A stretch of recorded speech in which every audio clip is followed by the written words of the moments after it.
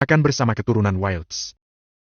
Devano sebenarnya tidak merasa heran setiap kali mendapati wajah babak belur sang adik. Itu sudah sering terjadi, dan menjadi hal biasa yang tidak perlu dipertanyaan. Namun berbeda dengan calon istrinya yang begitu melihat wajah Nick babak belur, wanita itu berkali-kali melirik sembari meringis. Jangan terus melirikku. Apa kamu mau calon suamimu menambah luka di wajahku? Kesal Nick yang menyadari lirikan mata calon istri kakaknya. Devano menoleh ke samping. Pria itu menatap tajam calon istrinya. Dia tidak akan segan-segan menghajar siapapun yang mencuri-curi tatap ke arah calon istrinya. Tapi, bagaimana jika calon istrinya sendiri yang mencuri tatap ke arah pria lain yang adalah adiknya sendiri? Aku hanya ngeri melihat lukanya.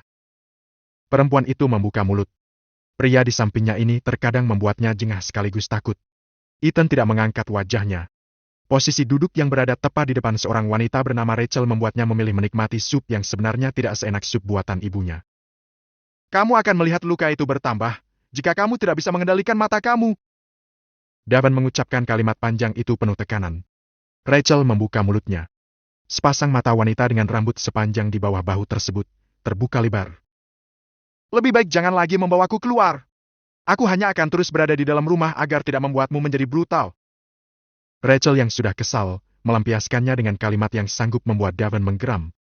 Susah payah pria itu menahan amarah yang diakibatkan oleh calon istrinya sendiri. Brutal? Davan tidak percaya Rachel akan menyebutnya dengan satu kata tersebut. Sementara itu, Nick menahan tawa mendengar perdebatan kakak dan calon kakak iparnya. Akhirnya wanita itu berani melawan batinnya tertawa senang. Dia bisa membayangkan berada di posisi Rachel yang harus selalu menjaga matanya. Wanita tidak boleh melihat pria lain. Jadi, apa yang Rachel katakan itu memang masuk akal. Lebih baik wanita itu hanya berada di dalam rumah saja. Hah! Nick bahkan masih mengingat konferensi pers yang mereka adakan untuk mengumumkan rencana pernikahan keduanya. Sebelum acara dimulai, tangan kanan Davan sibuk memberi ancaman pada semua jurnalis yang datang untuk meliput acara tersebut. Rachel membanting cukup keras sendoknya hingga suara denting sendok dan piring membuat Ethan refleks mengangkat kepala. Sepersekian detik kedua matanya bertemu tatap dengan sepasang mata di depannya yang sedang menyorot penuh amarah. Rachel buru-buru memutar kepala, hingga sepasang netranya bertemu tatap dengan sepasang mata calon suaminya. Dia benar-benar sedang kesal. Dia merasa terkekang. Calon suaminya begitu mudah marah setiap kali ada pria yang menatapnya lebih dari 1 detik. Lalu dia harus bagaimana saat berada di tempat umum? Untuk menghindari kemarahan calon suaminya, dia lebih sering menundukkan kepala ketika berada di tempat umum, atau berada di satu tempat dengan pria lain seperti saat ini. Dia sungguh merasa terkekang. Dan kali ini mungkin kekesalannya sudah memuncak, hingga dia akhirnya melawan. Jangan membangunkan singa yang sedang tidur, Rachel! Nick berucap tanpa mengangkat kepala dari piringnya. Tangan pria itu sedang memegang garpu dan pisau untuk memotong daging steak yang dia pesan setengah matang. Devano menatap marah sang adik. Nafas pria itu memburu. Wajahnya sudah merah padam.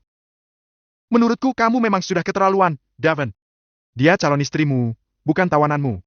Kamu juga tidak perlu marah hanya karena dia menatap pria lain atau sebaliknya jika kalian saling percaya.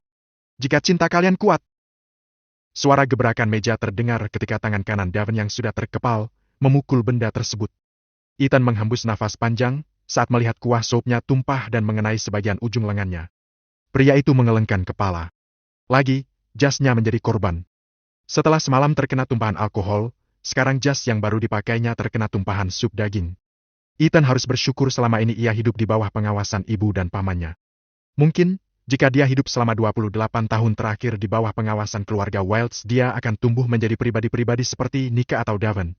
Kedua saudara beda ibunya tersebut, tidak ada yang beres. Devano tidak bisa berpikir dewasa serta tidak bisa mengontrol emosi yang begitu mudah meledak-ledak. Sedangkan Nick, pria itu jelas mata keranjang, suka bermain-main dengan perempuan meskipun sudah memiliki istri. Ethan tidak menghitung keburukan Nick dan Davan sebagai keturunan Wilds yang melakukan pekerjaan kotor hanya untuk membuat gendut rekening yang sebenarnya ia yakin sudah cukup penuh hanya dari pekerjaan mereka. Mungkin, mereka belajar dari Ramon Wilds yang memang sudah berkecimpung dalam dunia gelap sedari muda. Ethan tidak mau mendengar perdebatan di antara 3 orang yang duduk melingkari meja. Pria itu mendorong kursi ke belakang hingga suara gesekan kaki meja dengan lantai, membuat ketiga orang lainnya menoleh ke arahnya. Ethan menoleh ke samping. Saya perlu ke toilet. Ethan kemudian berdiri. Dia mengangguk kecil ke arah Davan sebelum memutar tubuh kemudian menghela kedua kaki mencari keberadaan toilet. Pria itu mendesah lega begitu menemukan tempat yang dicarinya. Ethan masuk. Pria itu kemudian membawa langkahnya menuju wastafel. Dia perlu membersihkan ujung lengan jasnya. Ponsel dalam saku jasnya bergetar. Ethan meraih tisu untuk mengeringkan kedua tangan, sebelum meraih ponsel keluar dari saku jas. Pria itu segera menerima panggilan ketika melihat nama yang dia simpan untuk sang paman. Halo? Aku perlu kamu memeriksa data yang sudah kukirim ke emailmu. Soal apa? Lihat saja. Aku sedang di luar. Akan aku cek nanti setelah kembali ke kantor. Jelas Ethan. Di tempatnya, Marco mengernyit. Bola mata pria itu kemudian bergulir ke atas. Kamu sedang makan di luar? Gumam pria itu saat menyadari jam memang sudah menunjukkan waktu makan siang. Sang tuan muda menggumam sebagai jawaban. Baiklah. Kita bicarakan lagi nanti setelah kamu pulang. Marco mengakhiri panggilan. Ethan menurunkan ponsel setelah mendengar nada sambung terputus. Pria itu kembali memasukkan ponsel ke kantung jasnya. Ethan mengangkat wajah menatap pantulan wajahnya dari cermin besar di hadapannya. Ethan memperhatikan sepasang manik matanya yang terlihat berwarna hitam gelap warna kontak lensa yang dikenakannya untuk menutupi warna mata sebenarnya. Menghembuskan nafasnya, Ethan kemudian memutar tubuh lalu berjalan keluar toilet. Pria itu menghela kaki kembali ke meja yang beberapa saat lalu dia tinggalkan. Dalam perjalanan, Ethan bertemu dengan Rachel. Rachel mendesah begitu sepasang matanya bertemu tatap dengan pria yang dia tahu bernama Ethan. Hanya sepersekian detik, karena pria itu langsung mengalihkan tatapan matanya. Pria itu bahkan tidak memperlambat langkah kaki, apalagi menghentikannya. Rachel memutar tubuh saat Ethan sudah melewatinya tanpa menatap, apalagi mengatakan sesuatu. Apa kamu juga setakut itu pada Daven sampai menganggapku seperti layaknya virus? Tidak mendapati respon, Rachel kembali membuka mulutnya. Ethan, kamu punya telinga, kan? Aku bicara denganmu. Ethan dengan kening mengernyit, menghentikan hela kakinya. Pria itu memutar sedikit kepalanya ke belakang hanya sedikit, hingga wajahnya sama sekali tidak menghadap ke arah lawan bicaranya. Kamu bicara denganku? Mulut Rachel langsung terbuka begitu mendengar suara pria bernama Ethan tersebut. Wanita yang memang sedang perlu meluapkan emosinya itu menggeram. Apa di sini ada orang lain selain kita? Ethan mengedarkan pandangan. Pria itu kembali mengernyit. Benar. Tidak ada orang lain yang terlihat. Bahkan tidak satu pun petugas hotel yang terlihat. Pantas saja kamu bisa menjadi tangan kanan Nika. Kamu sama menyebalkannya dengan para Wilds itu. Rachel menghentak kaki. Wanita itu kemudian memutar tubuh lalu berjalan meninggalkan Ethan yang masih terdiam di tempatnya. Ethan menarik nafas dalam. Mungkin benar. Ada persamaan antara dirinya dan kedua kakak tirinya. Meskipun begitu, dia tetap tidak suka ada yang mengatakan jika mereka sama. Ethan berbeda. Dia tidak mau disamakan dengan pria-pria yang memiliki karakter buruk itu. Ethan melanjutkan langkah. Dari kejauhan dia bisa melihat dua kakak beradik Wilds itu sedang berbincang. Sepertinya ketegangan di antara mereka sudah berakhir. Syukurlah. Karena dia tidak mau berada di antara perkelahian dua bersaudara itu. Apa kamu bertemu dengan Rachel? Sepasang bola mata Ethan bergulir ke arah sang penanya. Pria itu tidak langsung menjawab. Ethan kembali menempati kursinya, dan dia bisa melihat meja di depannya sudah kembali bersih, dan satu mangkuk sup sudah kembali terhidang di depannya. Ethan mengangkat kepala. Dia tahu Daven masih menunggu jawabannya. Iya, kami bertemu di lorong. Tidak mungkin dia berbohong. Daven bisa saja mengecek CCTV yang ada di beberapa sudut hotel. Melihat tatapan mata Daven, Ethan mendesah cukup panjang. Seharusnya kamu mengikutinya supaya tidak paranoid. Ethan mengucapkannya dengan nada datar. Nicky yang sudah terbiasa mendengar kalimat-kalimat secukupnya, namun seringkali menjengkelkan seorang Ethan, menahan diri untuk tidak tertawa.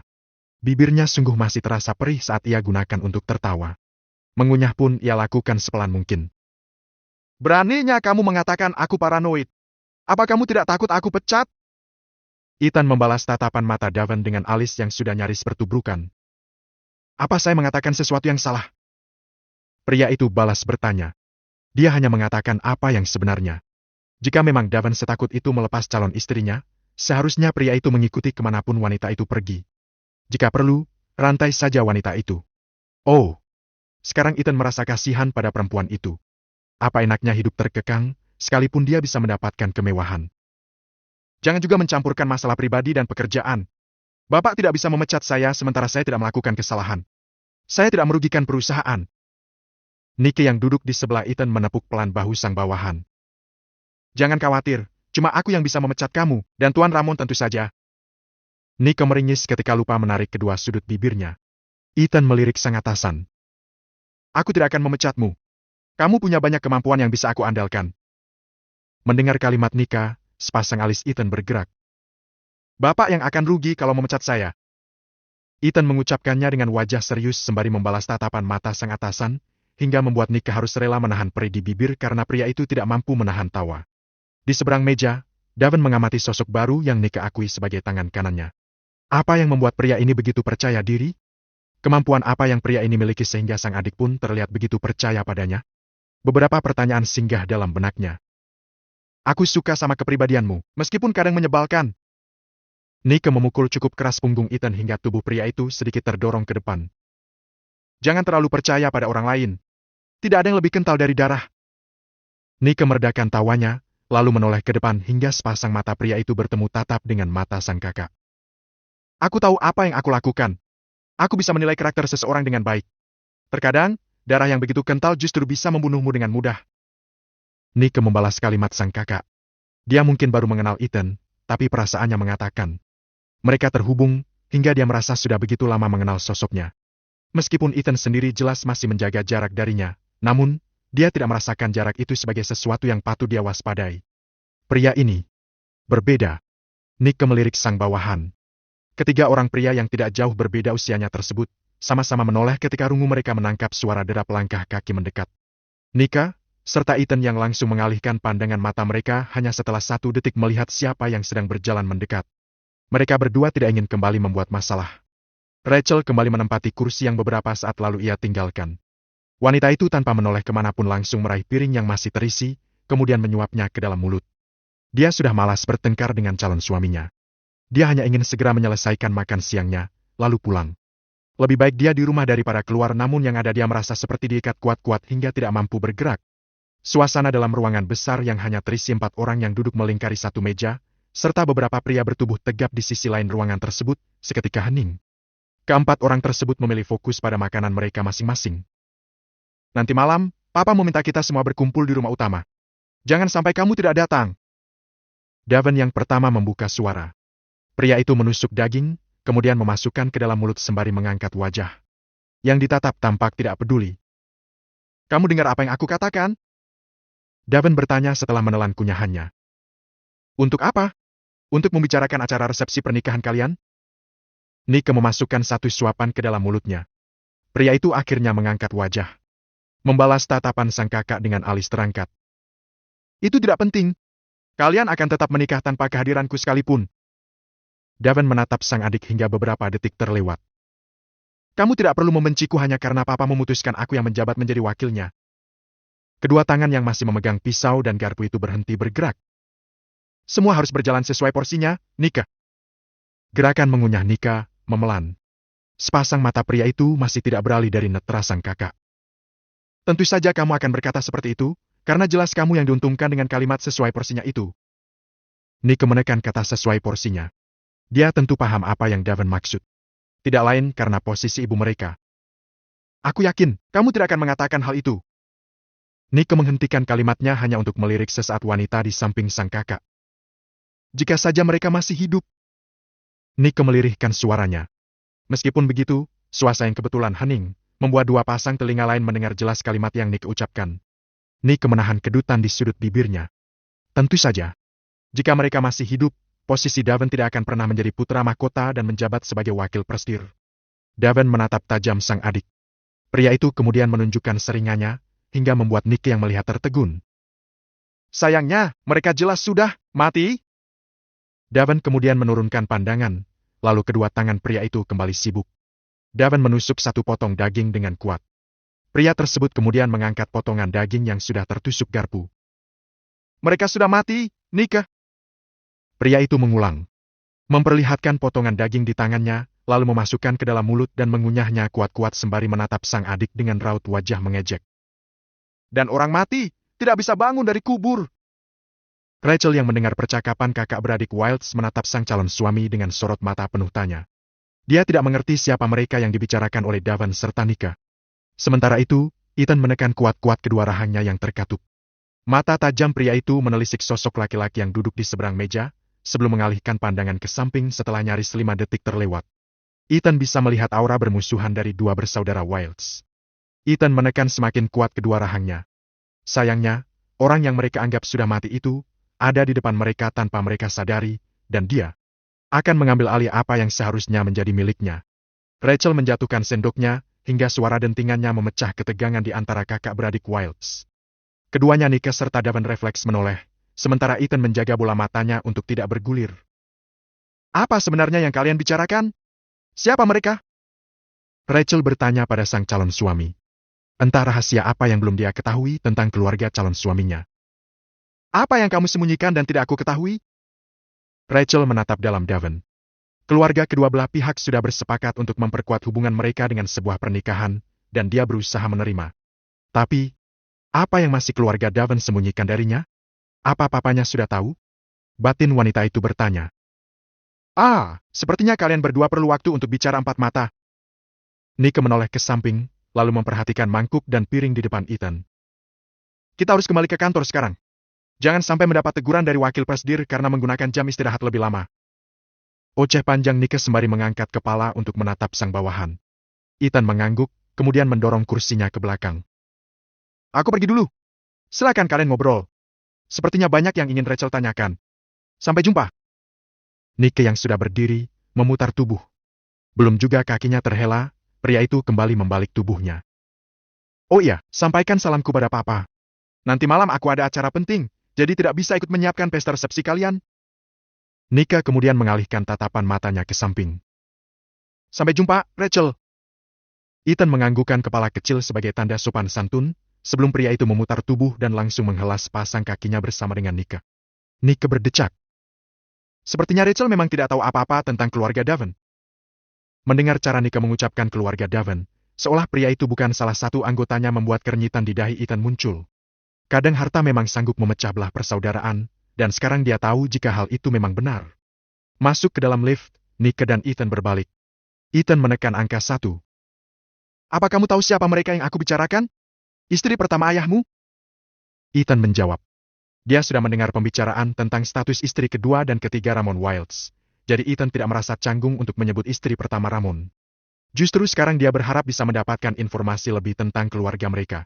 Bagaimana pemikiran mereka tentang ibunya, dan siapa yang terlibat dalam usaha pembunuhan mereka puluhan tahun lalu. Benar. Nike menjawab. Pria itu merapikan jasnya sembari melihat pantulan dirinya dari pintu kotak besi.